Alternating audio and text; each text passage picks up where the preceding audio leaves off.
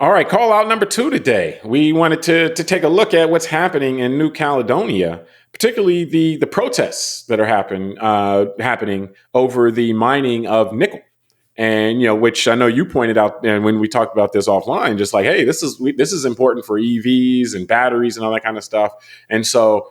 What's the balance here of, hey, we got to try to move our society a certain direction versus respecting the rights and the land of people who, I guess, in New Caledonia, the people are not on board with you guys pulling out nickel, for the greater good. So what are your thoughts?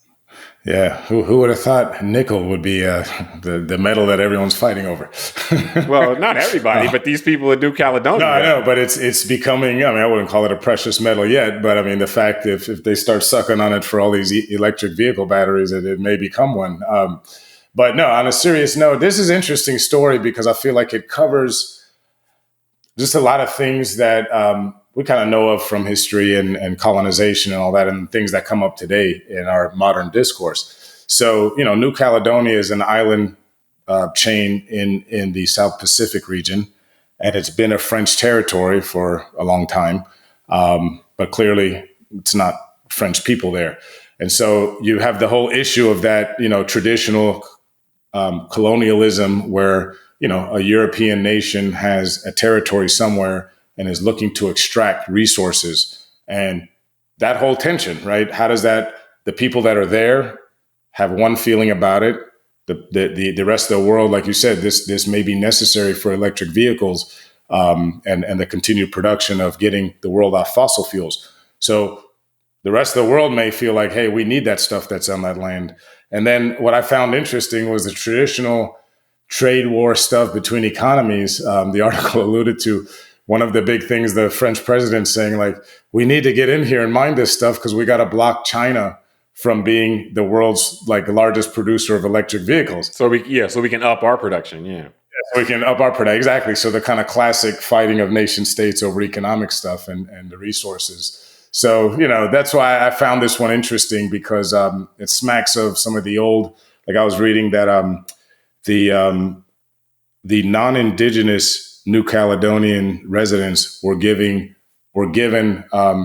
additional voting power over the indigenous people. Mm-hmm. Because it's kind of seen as the people that aren't indigenous will vote to help France. And I just think like the manipulation of the system, like the 3/5 clause here. Yeah. That's to me why it was kind of interesting. That just no, I mean, actually, I look at this and see it. Oh, yeah, my bad. But no, the interesting thing to me about this is really that we're talking like this issue is one that I think many people would, if you take out what they're talking about, like what particular thing they're trying to mine up out the ground, then a lot of people would come down very decisively on the side of the New Caledonians saying, hey, you can't just go up in there and just start wrecking shop. Now, there's two things, though. One is that the other is the government, so to speak, which probably has closer ties to, which have closer ties to the French state.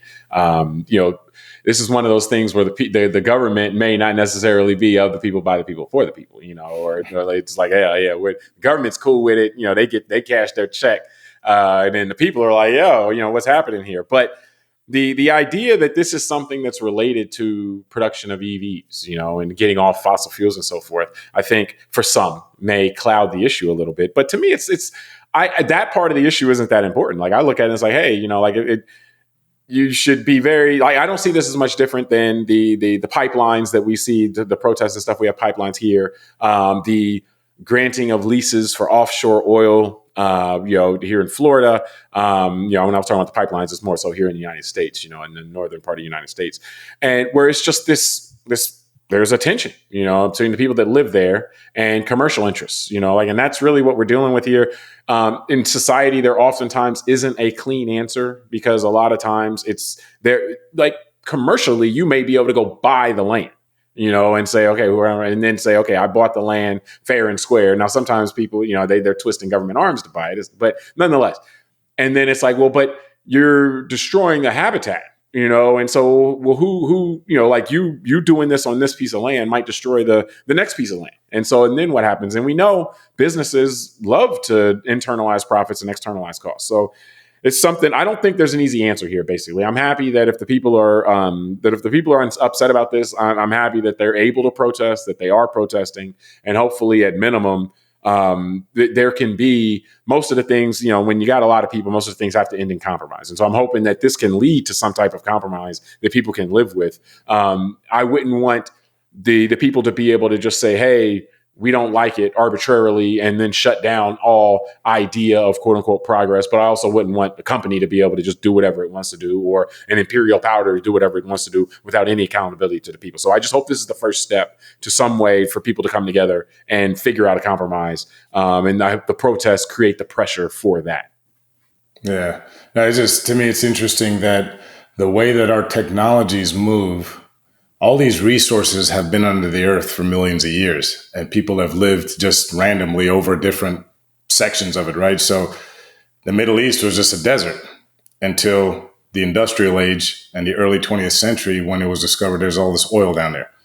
And then all of a sudden the House of Saud, gets their power, and it creates all these geopolitical outcomes, what happened after the Second World War with the British and Americans and the French kind of cutting up the Middle East and creating the conditions that we're still dealing with today. And, now it's because of the technology of electric vehicles and kind of push away from fossil fuels into this kind of quote unquote cleaner energy, maybe an asset like nickel, a resource like that wasn't, when you and I were born, that would, 5 cents was a nickel, right? Called a nickel. It wasn't seen as something of value. That could be the next thing that causes wars and geopolitical conflict and where humans migrate and all that kind of stuff. And, it reminds me of everything from, the way that the British had a naval blockade of China because they weren't happy that China wasn't let them run in there and get resources, to, like you're saying about in our lifetime and a little prior, like what the oil companies were doing in South America and West Africa, of destroying the land and all that kind of stuff, and who's responsible, the indigenous people there versus the corporations. So now it's about trying to solve another issue that humanity is creating, which is we need to find resources to fund clean energy.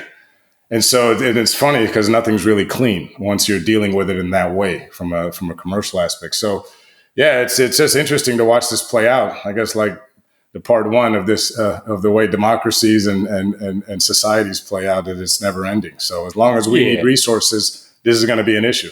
Yeah, and then I think that's a good point. As the resources we need may change, then different areas may become ground zero for this kind of dispute. And and then but again, it's an old dispute. It's an old dispute. I'm gonna reverse engineer it. I'm gonna hire geologists to look under my house. We're going to figure out what's under there, like real deep, like 100 feet deep, and whatever resources are there, I'm going to reverse engineer and I'm going to invent something that needs those resources so I can just stay here and there you go. Just print money. You don't think that'll work? Hey, man, that's foresight, man. That's foresight. That might get you where you're trying to go. So, but no, I think we can wrap from there. We appreciate everybody for joining us on this episode of Call Like I See It. Subscribe to the podcast, rate it, review it, tell us what you think, send it to a friend. Until next time, I'm James Keys. I'm Tunde Ogunlana. All right, we'll talk to you next time.